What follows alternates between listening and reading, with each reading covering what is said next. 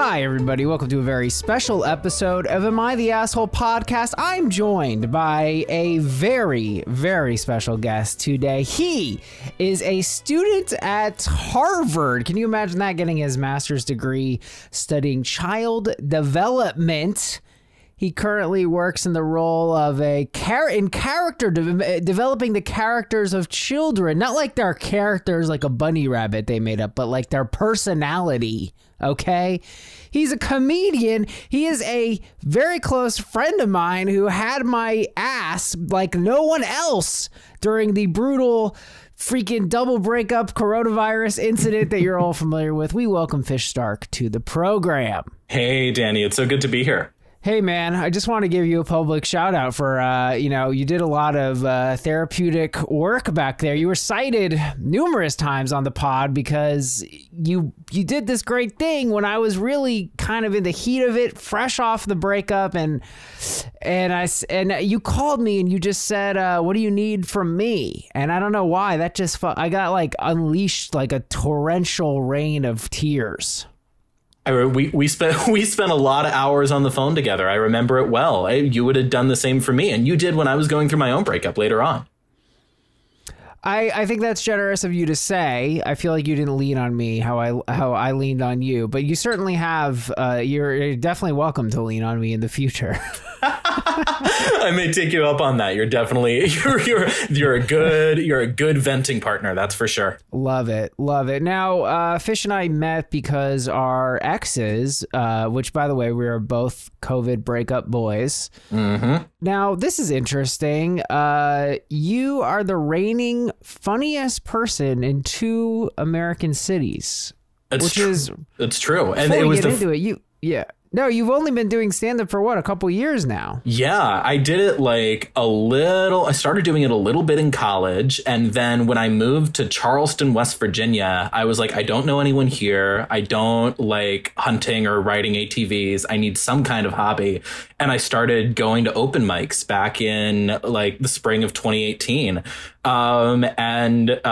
Since then I've been having a lot of fun with comedy, and I've been doing comedy all over the country now.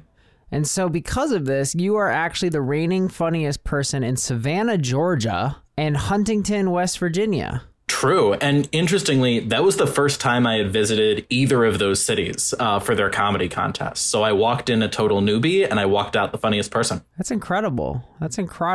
Well, it's an honor to have you on the show. You're basically the mayor of 2 cities as far as I'm concerned. Honestly, I should just try walking into New York and doing that. Now, I didn't clear this with you before the show, but can we talk a little bit about the occupation of, your parental figure? Sure, we can talk about it a little bit, Danny. You want to do it or you want me to do it? I want you to do it. Go for it. Absolutely. Spill the juice. Sure. So actually, it's interesting. My mom is also a child development expert. And my dad was a congressman for 40 years.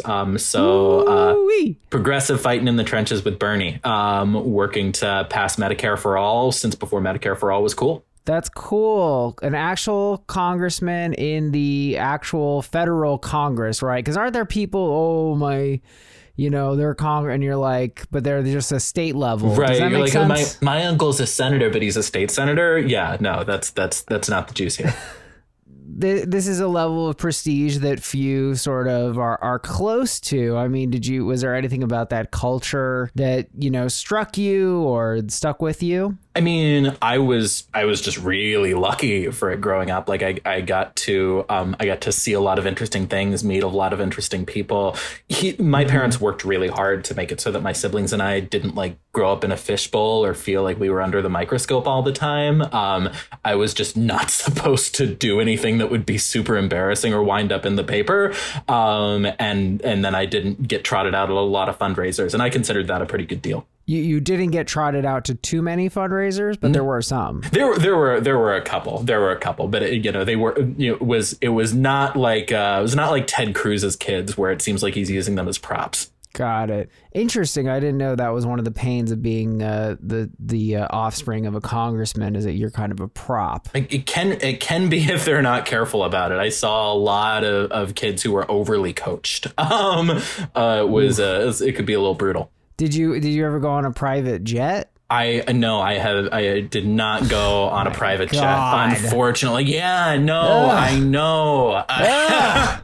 This is what I get for having a progressive son of a congressman. Give me the fucking conservative who's been on the private jet doing coke with fucking Epstein. We flew commercial, man, with the people. This is no Matt Getz kind of stuff. Like this was we flew United, the People's Airline, the crappy bag handling and everything. I honestly think United might be worse than Spirit. Those people are freaks. Danny, I don't know if anything could be worse than Spirit. They only give you half a tray now for your drinks. I like it. It's minimal. It's sort of subdued aesthetic. I had a good experience on it. You know what? Here's the thing. Is Spirit good? No. But it's also $40 for a flight. That's a bus ticket price. It's like, I can't be mad at $40. I guess you're right until you go into the plane and it's like these 70s brutalist. It's like sitting on the plastic chairs in science class in high school for 4 hours as you fly. Like come on. I just think it's worth the extra $40 for JetBlue, but that's just me. You get in a Spirit flight and you're suddenly just compelled to start like scraping your initials into the tray table. It's just, you can't stop. And then the flight attendant comes and looks at you and is like, Mr. Stark, see me after class. Where's the Bunsen burner? Let's go. The Bunsen burner is what's powering the aircraft. Okay, this is Spirit. So really you were trotted out at fundraisers. You know, obviously there's like a level of prestige that's kind of abstract. You met these people, but overall it doesn't honestly seem that juicy. This whole congressman's son thing seems kind of overrated. I mean, it was, I got to spend a lot of time wandering around the Capitol. My dad, like a lot of dads, had to miss a lot of violin recitals and soccer games, which now as an adult I realize is probably to his benefit. Absolutely. Violin, ugh. Yeah, no, especially the way I played violin at age 10. Frankly, like I feel like he made up having to vote that night just so he didn't have to go, which honestly is fair. That's fair. I mean, that's a classic violin problem. It's a beautiful instrument once you get your 10,000 hours in. But before your yo-yo ma, you're fucking killing us, Kimmy. You are killing your family. Go to your friend's house. Bye. There's nothing more dangerous in the hands of a 6-year-old than a violin or like a trumpet. Oh, God, a trumpet. I was a terrible trumpet player. I remember all I tried to play was the 2001 A Space Odyssey. Boo, boo, boo, boo, boo. I could never do it. Yeah, I think children should be allowed to be whatever they want to be, but I don't know if I'd ever let my child play the trumpet. Absolutely not. No trumpet, no violin. Why don't you play the piano with some headphones? Nice little keyboard. There you go. I'm not fit to be a parent. Great. Well, we're gonna start this thing, folks. We're gonna do a little bit of assholes at. I think we should change this. We were gonna do chain restaurants, but I think we need to go with the theme we're building here. Let's do assholes at Washington D.C. Mall. Is that what it's called? The mall over there? Yeah, the National Mall in Washington D.C. from like the Capitol to the Monument. Yeah. Yeah, the Capitol and all that bullshit over there. Let's go with this. Here we go. Assholes at the Washington Mall. The guy who's doing the classic Washington Monument bit where he lays down and it looks like his dick. Oh, guys, look at this. Look at this. It's a good one. Oh, look at my Washington Monument. All of the white nationalist January 6th protesters. We're going to get that one out of the way. It's not funny, but it's true. The guy is like, was Abraham Lincoln really this big? I feel like this is kind of liberal propaganda. There's just no way he was this big. And were chairs this big back then? This is so big. The lobbyist talking on his phone, like yelling as loudly as he can so that everyone around you can hear like the high level senator that he just met with wants you to know just how important his last meeting was. The guy who just learned the phrase inside the Beltway and is just slapping that out. Yeah, I'm at Panera. Yeah, the one inside the Beltway. There's dozens inside the Beltway. Jim, what are you talking about? The staffers who are playing softball and just don't have any ball control and are just like whacking it off of the mall at passing cars. The congressman whose son has a violin recital and he just didn't want to go, and so he's just like drinking a freaking Pabst Blue Ribbon. He wouldn't drink that. He wouldn't drink that. He's drinking a Merlot or something. There's a glass of Sonoma-Cutrer Chardonnay. That was the only thing I ever saw my dad drink growing up. There we go. There we go. Finally, the congressman's son comes out. He drops some crazy, sounds like a Harry Potter spell, this wine name. Oh my. And then it summons you a glass of wine. The packs of 8th graders from like Wayne County, Kentucky, who are wandering around in their MAGA hats, like looking straight in the eyes of every person of color, just daring them into a fight. This is a thing, by the way, that is happening now. Oh boy. Oh boy. You hate to hear it. Mm-hmm. The senators and that, is there like an underground hallway? They're in that underground hallway. Yep. They're up to no good. I don't know what they're doing under there, but I don't like it. There needs to be some surveillance of what they're doing in those hallways. It's not appropriate. Just a lot of walking. And interestingly, the cool thing about those hallways is they pick from every congressional district a high school kid who does an art project, and they put the art projects up in those hallways. So when you walk through, it's like some 16-year-old's acrylic painting from every district in the country. It's actually kind of neat. That is pretty neat. I like it. I like it. What about the senator who's like, I could paint way better than this. This guy sucks.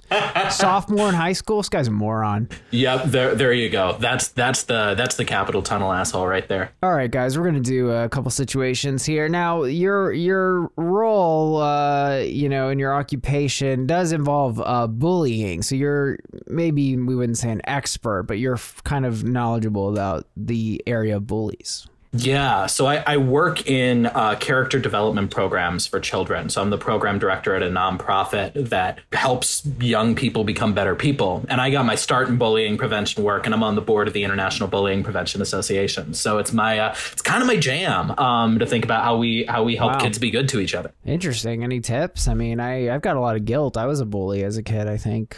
I was bullied too. I mean, and that's the case with a lot of people. Like, I was also a bully to some kids, and I was also bullied really badly when I was younger. So it is, most kids don't get through being a kid without facing it from both directions in some way. Right. It's a cycle. There's an input and an output of what is bullying? How do you really define it? Is it just being mean? I mean, what does that really mean? Yeah. So the thing about bullying is it's got to be repeated, and it's got to involve a power difference of some kind, right? Or an implied power difference. So like making like a mean joke about your friend one time and like saying sorry, like that's not bullying, right? Like kids get into arguments, like kids fight. That's not what bullying is. It's like when it's a repeated act of harassment, and you feel like you can't get out from under it because the kid is bigger than you, or the kid is older, or the kid is more popular, or what have you. Interesting. Well, on that note, AITA for rejecting a bully from 10 years ago's apology. A mean girl from middle school texted me this morning to apologize for being mean to me back then, 10 to 12 years ago. I wasn't sure if I should respond, but I thought it would be most polite to kindly tell her it's not something I'd like to deal with right now. I told her I'm glad she's on a healing journey, but unfortunately, the apology is too late. I explained to her that I obtained brain trauma 2 years ago and can no longer remember the issues she was apologetic for. I remember she was a mean girl with a bad attitude, nothing specific. I told her I didn't want to talk it through or get coffee, she offered, because I don't want to relearn about my own trauma. I told her if I did remember, I would reach out to her, but that remembering is unlikely. Wow, this is fascinating. I also told her it wasn't physically possible for us to reconnect because I live out of state in Boulder, Colorado. I mentioned I'm preoccupied with my disability and the recent event with my grocery store. Not sure if I can say it on here, but everyone has seen the news. Oh my gosh. What? That's the grocery store shooting in Boulder, Colorado. Oh, I don't even know this. I don't even know about this. Yeah, it was like a few weeks ago. There's like a big mass shooting at a grocery store in Boulder. Like a lot of people died. Oh my God. Yeah. Oh my God. This is hard. It's like there's so many now. I honestly, I've lost track. I mean, they're all blending together, right? OP goes on, I said in comparison to what I'm dealing with, I just don't have time right now to rehash middle school drama. I wished her luck again with her healing journey. She came back at me and said, well, I tried. This is upsetting for me because to me it seemed like she was only doing it for her own well-being and not mine. We exchanged a few more words and she ended up calling me quote-unquote extra rude and said I shouldn't have responded. I feel like I'm not the asshole because I was just responding honestly, and I truly thought it would be more polite than ghosting. I guess I could be the asshole for responding in the first place like she said, and for bringing up the recent news event. That might have been going too far. I'm having a really hard time dealing with trauma from yesterday, and maybe I should have toned down my explanation or just waited for a day that I felt more stable and less emotional. Oh my God. Not the asshole, NTA entirely. You're jumping right into the verdict, huh? Oh, am I supposed to wait? I just know it deep in my heart. You can try and change my mind, but like, no, this is not going to be a lot of changing your mind, I don't think. I just feel like, you know, I think it's awesome to go and think about the things that you did in your past and want to atone and apologize for them and reach out and correct past harms. But like, if you do it expecting somebody to give you a certain kind of response, then that's not a real apology. Like, that's just you trying to use other people to get rid of your own guilt. And especially if she tells you, whoa, I'm kind of a little shaken up because there was a mass shooting at the grocery store that I work at, or I guess she didn't necessarily say she worked at the but like her local grocery store yesterday. I feel like that's not the time to get pissy with somebody. Like, read a room a little bit. Absolutely. Totally. I mean, I'm totally with you on the verdict. I don't really think there's any room to defend. I guess I am kind of interested more in the general question, which is, you know, I've had this thought. There was this kid I was really mean to in like 5th or 6th grade, and I've looked him up and I've just been like, yeah, I wonder how that kid's doing. And I was like, I was really a dick to him and definitely bullied him repeatedly. All the things you said I did. But I go, I don't really think he wants to hear from me. You know, I don't think, like, I just don't think that's going to matter to him that I apologize. I gladly would. I just sort of feel like it would be more disturbing to randomly hear from me. And so I've kind of opted to not do that because I'm like, it would be selfish. Yeah, no, I think I've seen a lot of examples of people making these apologies. And often it's so much more about the person who's apologizing than being apologized to. Like, I think if you really feel compelled in your heart to do it, you know, he might remember and he might be like, oh, it's nice. It's good to see that that guy's changed. But honestly, like, you know, the damage was done so long ago, and y'all are adults now. Like, if it were me, I would just let it lie. Yeah, that's kind of where I've landed. I mean, I was raised Catholic, so I got a lot of guilt floating around. But whenever I kind of go through this stuff, I'm like, I just don't think. I think the question is, you know, well, what's the point of the apology? Is it to bring back a level of closeness?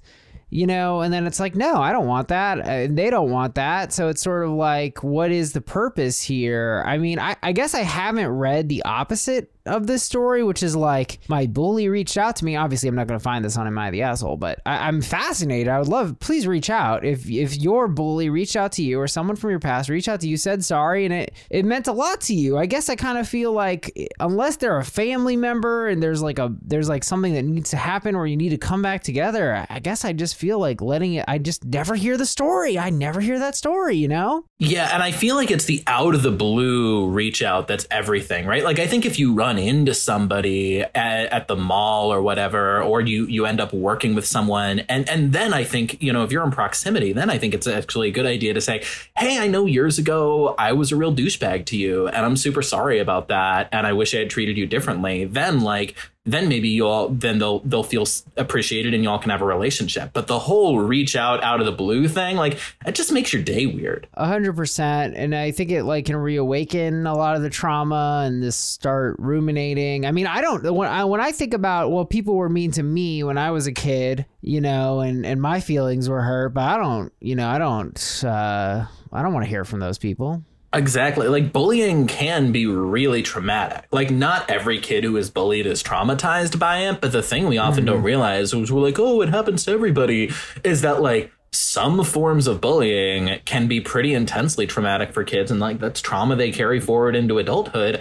And a lot of them probably don't want to be reminded of that, especially if it's someone who's just like writing 3 sentences in a Facebook message to make themselves feel better. Yeah. Yeah, exactly. Exactly. I mean, I have a lot from when I drank. I mean, that was over 7 years ago, just nights where I was drunk and a huge asshole to people. And for the few people where I'm like, oh, I would still kind of hang out with this person or go see this person, I have kind of brought it up, but it was an in-person thing. And it was like, there was a reason to create the bridge, you know? I was like, we were friends after, like, and I just, you know, ever since being sober, I've reflected on this, and it's like we kind of still had a relationship. It's just a little weird for me to be like, oh, our relationship is nothing. We don't communicate at all. But then I'm going to reach out to you because it seems like a rekindling. But why would they want to rekindle with you? Right. That's probably not in their top 10 list of things to do this weekend. Right, exactly. I'm curious though, guys, please reach out if you want an apology from your old bullies or from something that happened a while back with someone who's not in your life, because I want to know. I have thoughts about this because, you know, in AA you're supposed to do amends with everyone, and I've actually had amends done unto me, and you know, it didn't really affect me. I mean, they weren't that big of a deal, but it was more just like, I'm happy you're over, you know, being a drinker. It wasn't really like, oh, I'm so happy we patched this up. It's an interesting question, but I don't know what subreddit we can find stories of my bully reached out and things are better. Oh man, there just aren't enough Reddit subreddits for like good news or like really like fulfilling, empowering conversations that I had today, are there? If you are going to reach out, I think you hit the nail right on the head immediately. You said you got to expect nothing. You know, you're apologizing and that's it. And they may like it, they may not like it, and if whatever happens, you say, all right, well, that's what I wanted to say, and then you move on. Yeah, well, I tried is just such an absolute jerk of a response, especially because she totally could have come back to you with like, you know what, I don't forgive you, you suck. Like all she said was, I don't really remember it very well and I'm not in a space to talk about it. You should hope that the people you bullied don't remember that you bullied them. That probably means that it probably means that it was pretty garden variety. AITA for rejecting a bully from 10 years ago. Apology. I think we agree. A huge NTA, and this bully is. All right, we're going to play a round here of Asshole Advocate, sticking with our kind of bully theme for now. The kid who gives everyone a wedgie. We're going to advocate on this kid's behalf, defend him. SpongeBob was a rerun again, and he's just had it. He maybe did his first wedgie the day before, and it killed, you know, and so he thought it was a great bit. And so now he's like, let's just blow this thing out. I'm going to get a great response from everyone. He doesn't realize that, you know, he gave a wedgie the day before to Osama bin Laden, and not everyone is Osama bin Laden. So he didn't put it together like there's a reason that wedgie went over, you know. That's a good point. I mean, I don't condone bullying, but I would clap for a wedgie of Osama bin Laden. So I can see where that kid would get the wrong idea. I will say that he deserved a wedgie for sure. Yeah, at least. Maybe even like a couple good ones. Yeah. Yeah, like the kind where they have your whole weight on the undies. I don't know that I ever got a wedgie. I didn't get a wedgie either. I feel like that's just a movie thing. Like I was bullied a lot and I never got a single wedgie. Like either the Annapolis bullies weren't up on their stuff, or it's just not a real thing that happens to kids. Can I just say, I feel like wedgie sounds like how British people would call a sandwich or something. Give me a wedgie. And you're like, what? What's a wedgie? Okay, yeah. We call it a sandwich, but sure. The kid comes from a wedgie household. His father also thinks wedgies are a great bit. And, you know, it's actually an improvement because his father used a belt. So there actually are getting better in this family. And there's some kind of recognition of corporal punishment being bad, but he still has kept the wedgie, unfortunately. Well, that could, you know what? We take our traumas from our parents and we pass them on to other people, right? I can't blame the kid so much as I blame the dad in that scenario. Yeah. I can't blame the dad so much as I blame grandpa. What if the kid who he got the wedgie, he had a very cool underwear with little designs on it, little funny dogs, and he's like, I'd like to see more of the design. And it was an interesting design. So it was actually a compliment about his aesthetic choice. He wants to share the art with the people. I mean, I think that's a pretty solid rationale. What if the kid likes getting wedgies and he thinks everyone likes getting them as much as he does? Absolutely, because he has an itchy butthole, and a wedgie does scratch that itch. That's science. It can occasionally be therapeutic. And so maybe he just hasn't, the problem of other minds, right? When kids don't realize that everyone doesn't like the same thing as them, he's just like, I'm going to go around performing this public service. Absolutely. He thought he was a hero. All right. Well, that's asshole advocate. And I hope all y'all who are looking to get a wedgie can get one. And if you're not, I hope it doesn't happen to you. A budgie. That's where I'm at. A budgie is a parrot. I believe that's true. So I've heard. Budgie. Where's a budgie? All right, we're gonna do a couple more situations here. AITA. This one is interesting. I think it's a little interesting. AITA for telling my girlfriend that her makeup and hair looked bad, even though she asked for my honest opinion. I'm 26 and my girlfriend's 20. Already kind of don't like OP, but whatever. It's not illegal. Yikes. My girlfriend and I were going on a date to a nice restaurant. She spent way too long in the bathroom and came out wearing a full face of makeup and straight hair that was curly at the bottom. She asked me what I thought, and I said, honestly? She said yes. So I told her I don't think she meant for her hair to come out that way, but it looks really weird and bad. I asked her if she could put it up or something, and she looked kind of pissed. Then she asked what I thought about her makeup. I said, honestly, again? She just sighed and said yes, so I told her I didn't like the cake face. I prefer a natural look. She has cute freckles, and she covered them up. She had the wing eyeliner, and I didn't like that either. I did say that her eyeshadow looked good. I did like it. She asked if I had any other comments in this really snarky voice, so I asked her if she shaved down there. Oh, she stared at me. Who is this man? She stared at me for a couple seconds before just leaving. I asked her what was wrong, and she turned around and asked if I thought she was ugly. I said, of course not, but you asked for my honest opinion, so you got it. She started crying, and I was getting frustrated because it felt like I couldn't do anything right. I feel like this might make me an asshole, but I told her to grow up. She asked for my opinion, and I don't know what she expected other than the truth, and I thought that she was being overly dramatic just for attention. She spent the night at her friend's house, and they all called me to tell me what a douchebag I am, which was completely uncalled for, IMO. AITA, she wanted to know what I thought, so I told her, how can that be bad? Well, go ahead. I hope I am never never dumb enough to tell a woman or any person that their hair looks, quote, really weird and bad. Yeah, I think it is a little bit confusing. I think brutal honesty is a rarely needed thing, and a lot of people, I think, take honesty as an excuse to be mean. Mm-hmm.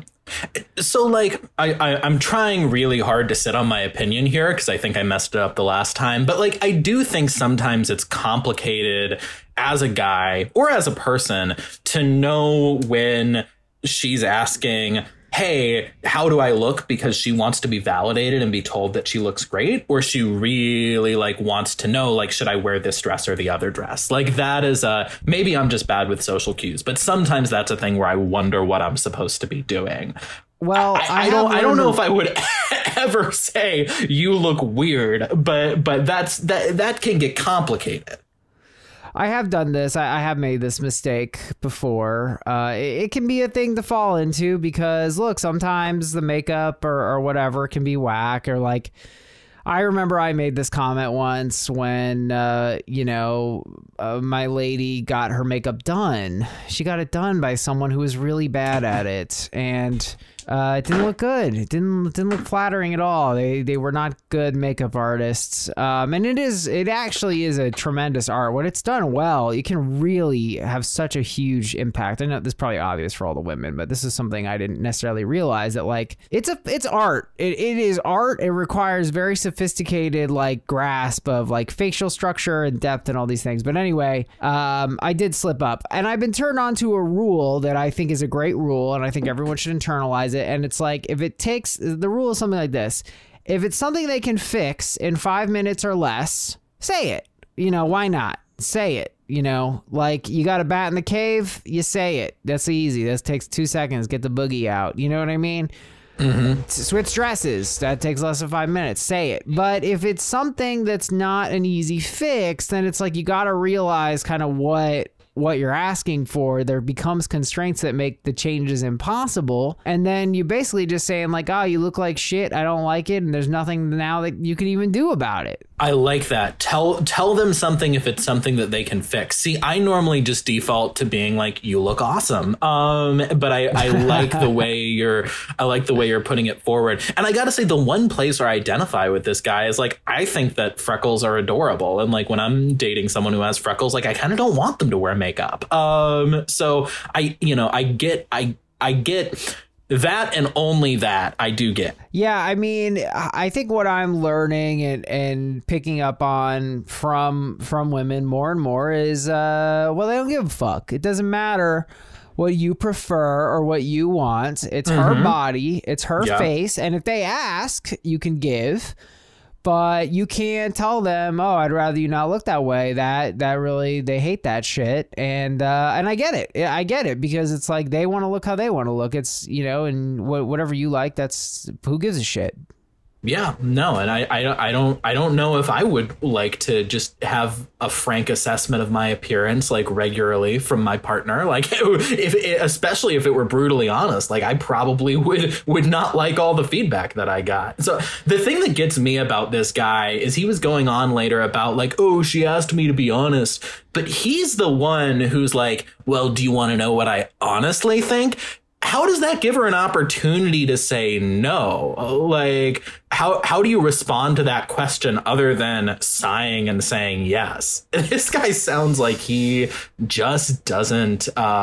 This guy sounds like he's got problems in other areas of his relationship with his 20-year-old girlfriend. Totally. I mean, she's 20 years old, so I really can't blame her. But I think I would suggest that, like, there is something to be said about setting people up for success. And I'm not excusing his behavior, but, like, I don't think this is a productive question, you know, and I'm not blaming her. But I think it's worth considering, like, if you're getting into consistent conflict areas with your partner, you know, because you're asking questions like, what do you honestly think, right? Because that's actually not what she wants to hear, right? What she actually wants to hear probably kind of adheres with that rule I proposed. Like, is there anything I can change about this rapidly? Or honestly, she just wants to be validated and told that she looks good, which is like whenever I've asked that question, that's what I've wanted to hear. Like, and I feel like that's just a little unwritten rule that a lot of couples have. Like, I ask how I look because I want to feel beautiful and I want you to tell me I'm beautiful. And I don't understand why some people won't just play the game. Right. Well, I mean, I like that you called it a game, because I think you're right that he is missing a social cue, and that the question really isn't the question at all. The question is more like, please give me compliments, is really kind of what it's saying. And I think that's a little bit annoying and something that has to be worked through. And I don't blame a younger man. I mean, he's a little bit old to be making a gaffe of this nature. But I think it's kind of something you have to learn, because, you know, we're talking about, well, women don't like to be told what to do and what to wear. I don't give a shit, you know, because I don't care. I don't care. I want no one to make fun of me or laugh at what I'm wearing, and I want to be warm. I hate to be fucking cold. That's it. If a girl was like, I need you to wear less clothes, I'm gonna be like, I'm gonna be cold. This is over. I don't like being cold. But otherwise, like, if she's like, oh, can you please wear this shirt? I really like when you wear this shirt. I'd be like, oh, totally. I don't care. Oh yeah, I am absolutely fine being dressed. Like, tell me what to wear and I'll go and do that. Yeah, because I think that's a gap here, and I don't know exactly what that's made of. I mean, obviously you got higher beauty standards for women, but I think women identify more with, you know, their aesthetic and their look, which totally makes sense. Whereas guys, we just don't really, or most guys, obviously, some guys are into style. You know, you've got the hype beasts and other guys like that. I find it embarrassing, but you know, they got their sneakers or whatever, and that's their little thing, and their hoodie that says Supreme or whatever the fuck. But you know, I think that's why you can't say what you honestly think. You just can't. You can't.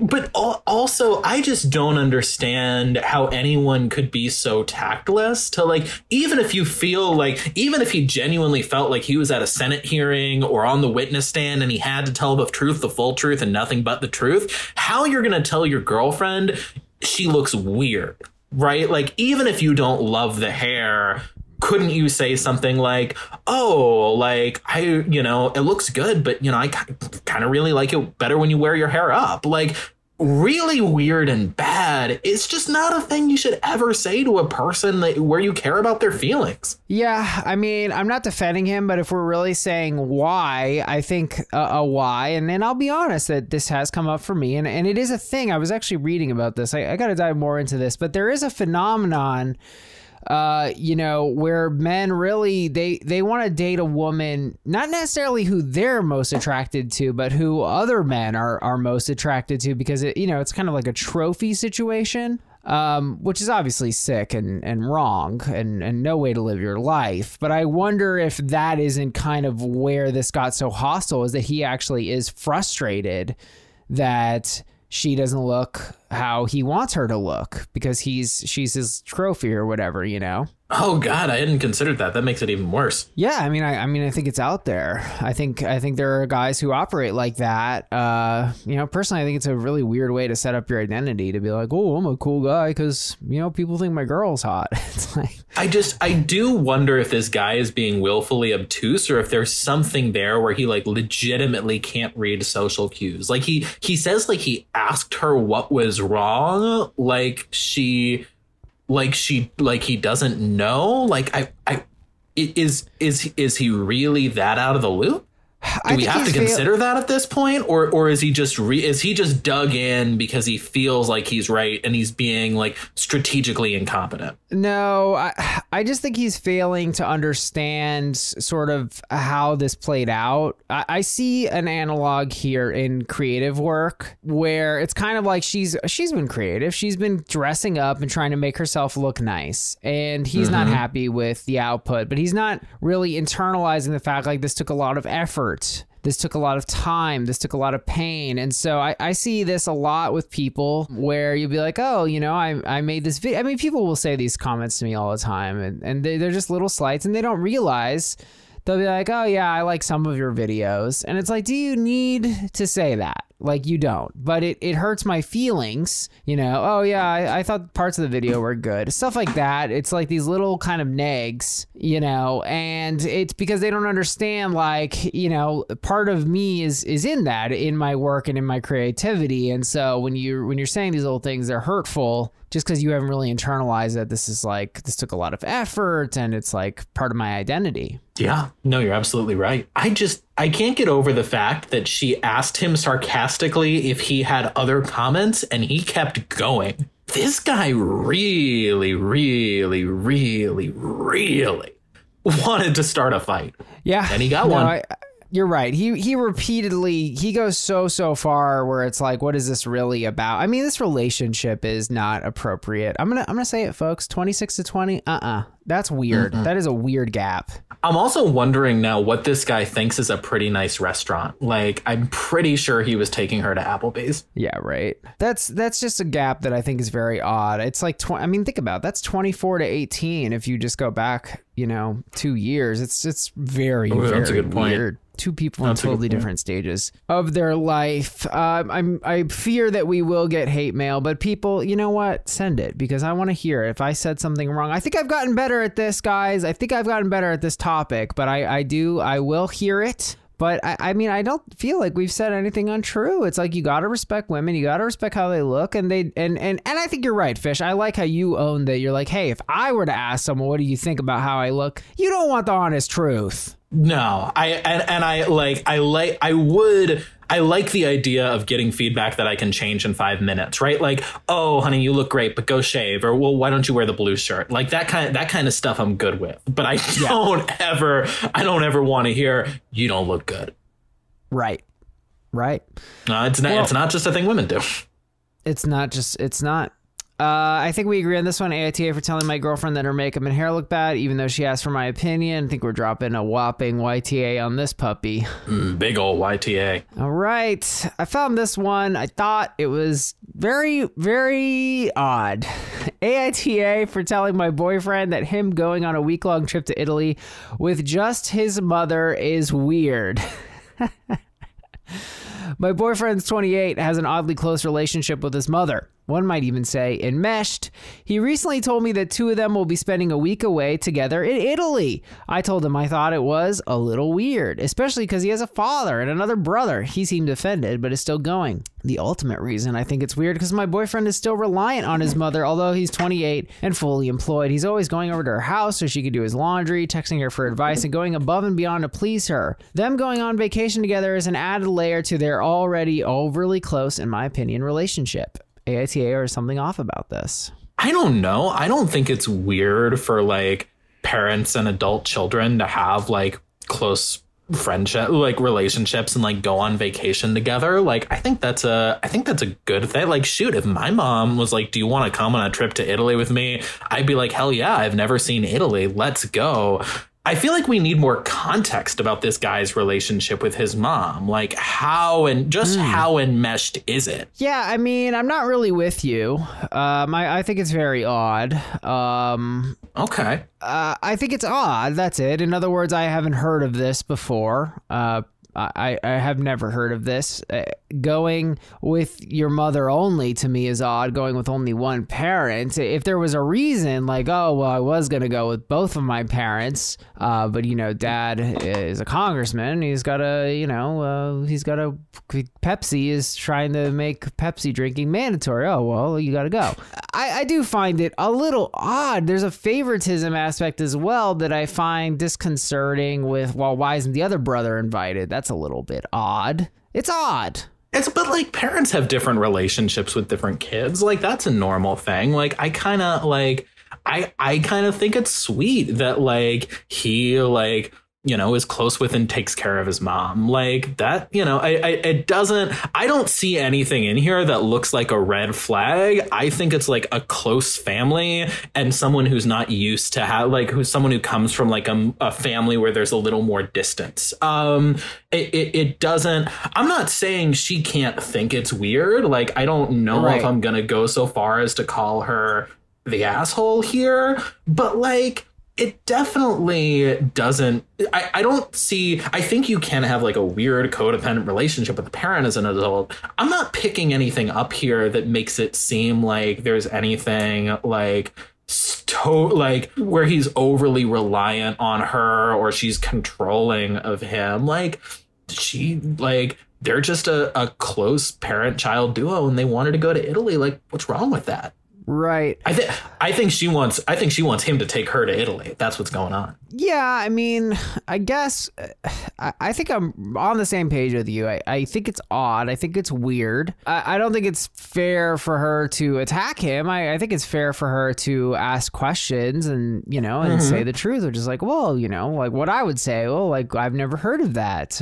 Really? So you and your mom are closer than your mom and your brother? Huh? I'd never heard of that dynamic in a family. I think those are fair questions, but ultimately, I do think you're right. There's nothing wrong with this. It's not inherently sick. I mean, personally, I think it would come off to me as a yellow flag, something to investigate. Honestly, the flag is that his mother does his laundry and he's 28. That's the flag. Like, that's the piece of this where I'm raising my eyebrows. I don't know. I agree. I agree that's part of the picture, but like, does this guy work? So he only has so many vacation days. He's going to give like a lot of time to a week with his mother. I don't know. It's odd to me.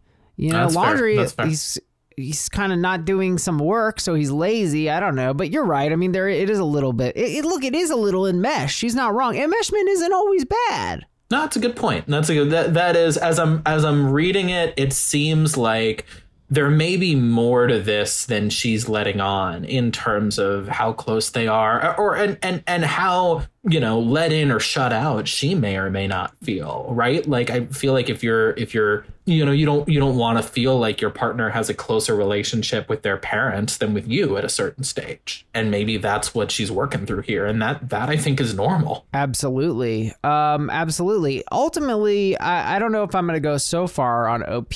I think it's valid. I think these are questions that people should be allowed to ask and that she should be allowed to ask and prod. And he needs to be open to the fact that this is a little odd. It doesn't mean it's wrong. It's just unusual. That's it. It's fine if this is how your family operates and you like mommy and you text mommy for advice. Personally, I find it odd. That's it. It's uncommon. But I do have some bone to pick with OP. You really never want to come at people with a you. You're enmeshed. You're an angry person. You're a cruel person. You're this, you're that. No, all wrong. All wrong. I'm saying now, oh, well, this is odd. I don't even think you should do that. I think the fair way to say is like, I feel a little uncomfortable with this. That's it. Yeah. Or even from a place of curiosity, like, help me understand this relationship. Help me understand why you would want to go on a vacation with your mom. Because again, like, I don't know, families like my ex had like a really close relationship with her family members in ways that like my family and I like never did, in ways I totally did not get for years until I kind of became a part of the family. And it's just like families interact wildly differently. And there are just like different norms about how close you are when you say I love you. Like these people literally would never not be in the same room together when they were in a house. And I had never experienced that growing up. And I thought that was wild until I got used to it. And so I do think there may just be a little culture shock here. And I think that's okay if you're like, ooh, that's not really how I want to operate. But you got to approach that with some curiosity, because if it's the way their family operates. Absolutely. Curiosity, understanding, saying that you feel some kind of way about it and that you're kind of processing it and going through it. There's no need to throw out these psychobabble, oh, you're enmeshed. Right. There's not, like you need to make sure that you kind of clean up your rhetoric, because there's nothing productive. That's not going to go anywhere good to speak to people that way. And I had a friend tell me one time, he goes, you really can never come between someone and their mother and someone and their father. You can never do that. You can never tell them. Oh, that's true.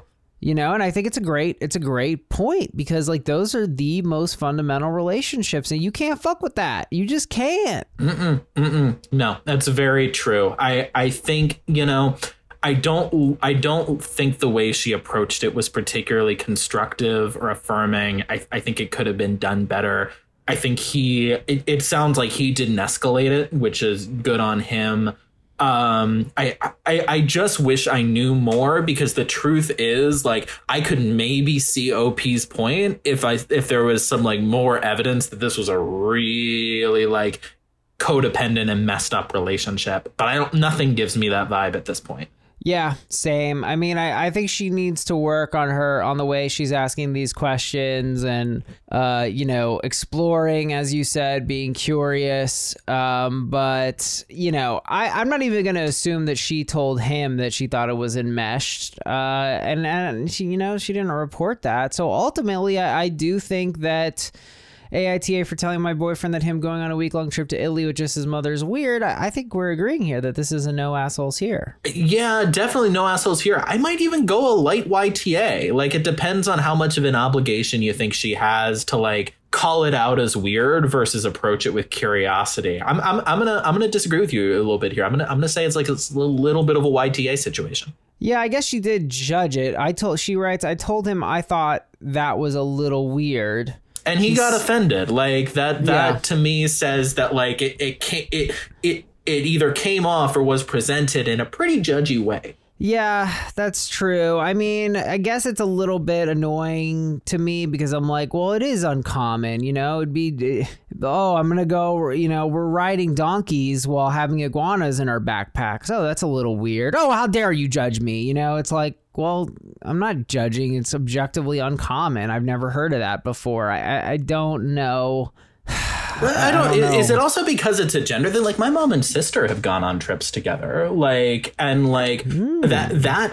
feels like I don't know, like father son trips. Like you drive around, you go see all the ballparks. Like mother daughter trips, you go to. But like, is it the gender thing that's creating the issue here? Because I feel like it's totally a thing. Like for like a same-sex parent-child dyad, like even when they're an adult, to go on a trip together. Like, I feel like that's kind of the thing. You're right. You got me. And I don't think that's, I think we have like a weird Oedipal conception of why that's weird. But I don't actually think it's any weirder. Yeah, Oedipal, and then also, well, we don't know, but I think there are also attention issues, right? She views him as the woman in his life, and that's pissing her off, probably. And there may be more to that, but not from what we're given. All right, I'll go with you. I will move to Soft YTA. Hey, I changed Danny Vega's mind. All right, I love it. I win the podcast. You win the podcast. Fish, it's been so pleasurable. It's been a joy. It has been everything. Thank you for coming on the show. Danny, this was a ton of fun. I'm so glad we did this. Thank you for having me. Absolutely. Do you want to tell these people where to follow you, Twitter, Instagram, anything like that? Yeah, I am just plain old Fish Stark on Twitter. Follow me there and we'll have a good time. Sounds good. All right, guys, we will see you next time. So long, everybody.